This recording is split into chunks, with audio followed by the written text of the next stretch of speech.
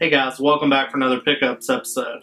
I know I haven't done a pickups episode in a while, but I wanted to show you what all I got back in August, so let's start on the Sega Genesis. I'm a big fan of Shinobi 3 on the Sega Genesis, and I really wanted to finish off all the Shinobi games on the Sega Genesis, so I picked up Revenge of Shinobi. It's a really good game. Some people like it better than Shinobi 3. I like Shinobi 3 because it's a little more polished than this game is. The graphics are a lot better, and it's got great gameplay. But this one also has really good gameplay, really solid game. Alright, and the other Shinobi game on the Genesis is Shadow Dancer. And this is a really good game. Just like with the other Shinobi game, it's not quite as polished as 3 is, but still a really solid platformer for the Sega Genesis. And I went to the local flea market and saw a reseller there, and he had Risk for the Sega Genesis. Haven't played it yet, but Risk is one of my favorite board games, and I've seen a lot of these laying around at his booth, so I picked up one maybe for like $1, so got it pretty cheap. Alright, for the PS3 and the Vita, I picked up Dragon's Crown, and I got it on the Vita because I wanted a version to carry around with me if I had to travel. I would have this to go with me, but this is a really solid beat 'em up.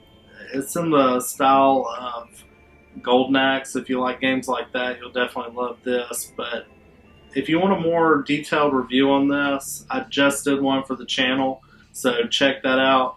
But a great game, very unique art style. It's 2D, but it almost has like a pop-up book type quality, and I guarantee you've never seen character design quite like this one. But really good game, so check out this on the Vita. But I was glad to add those to my collection.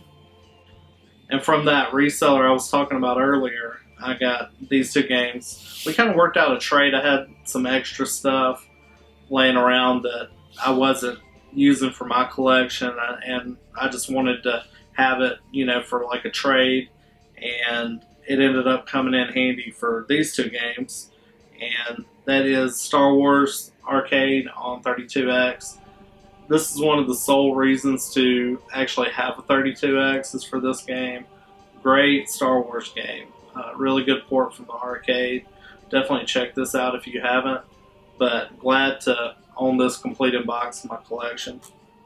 And here's another great reason to own a 32X, and that is for Doom.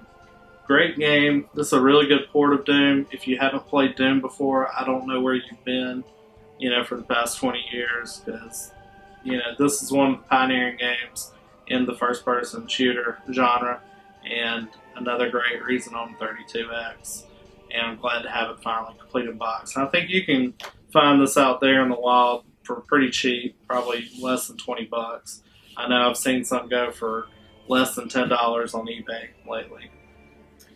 And I also got this from the same guy that I got these two 32X games, and that's Fahrenheit for the Sega CD. And it's got 32X on there. I wonder why they did that. But I don't know why they have 32X CD on the box. But really cool game.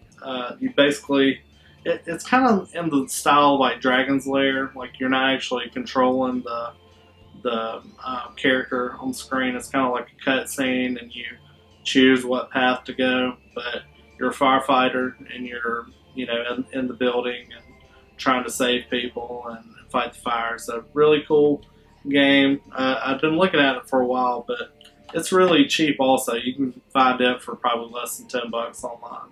Alright, the last game I got from that reseller was Virtua Cop 2. And I haven't actually gotten a chance to play Virtua Cop yet, but I know the Virtua Cop series and House of the Dead, maybe the Die Hard trilogy, are some of the only reasons to own a light gun for the Sega Saturn. And the Virtua Cop series is supposed to be really fun and really solid, so I'm looking forward to checking that out.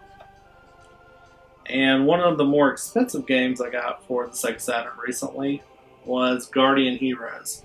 Guardian Heroes is a really solid beat 'em up for the Sega Saturn. Really good game, really interesting graphics, kind of has an anime style to it, but really cool game. It's really gone up in price recently.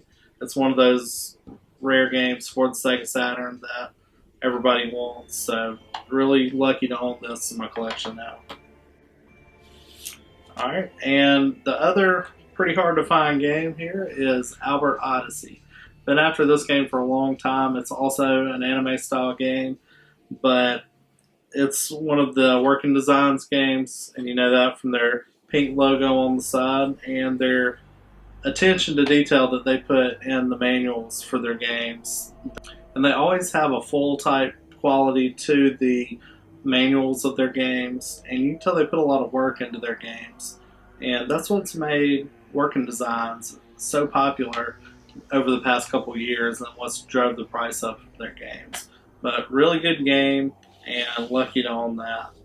And if you've seen my Ninja Turtle series on the channel over the past few weeks, you know I picked up Turtles 3, the Manhattan Project for the NES.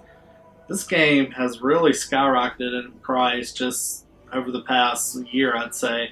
I remember when it was going for like 30, 40 bucks, complete in box.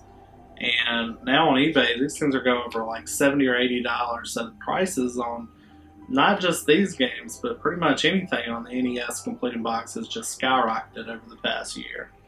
Alright, and on the Game Boy, I picked up Turtles 2, Back from the Sewers. This is a really good platformer for the Game Boy.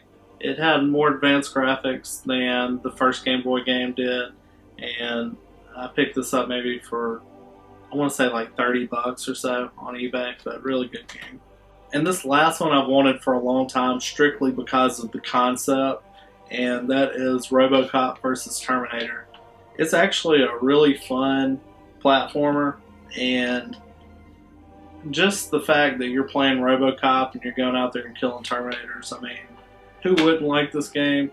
It has a very interesting box design, and it's plastic, and really had never seen anything like this on the Super Nintendo games. But I'll do a close-up of this so you can see what the box looks like, and really interesting style to it though. But pretty solid platformer for the Super Nintendo. And I honestly just don't see those out in the wild that much while I'm out game hunting. You might see the actual card itself, but I honestly don't see it that much, but you definitely don't see it in the box. Alright guys, that's all the games I picked up in August. I want to do a quick shout out to all my subscribers. Thank you so much for subscribing to this channel. Recently we went over 100 subscribers, and personally I never thought that'd be possible, but I'm just so glad that all of you enjoy the content I'm putting out there. And you know, originally I created this channel just to have a platform to talk about the things that I love and I'm passionate about. And to know that y'all are enjoying it just means the world to me. And you know, there'll be a lot more videos to come. I'm planning some great retrospectives that I think all of you will enjoy, and some great other videos. And you know, just thank you so much for subscribing to this channel. I can't say that enough. Guys, if you have any comments, please leave them down below, and please like the video. And as always, we'll see you next time.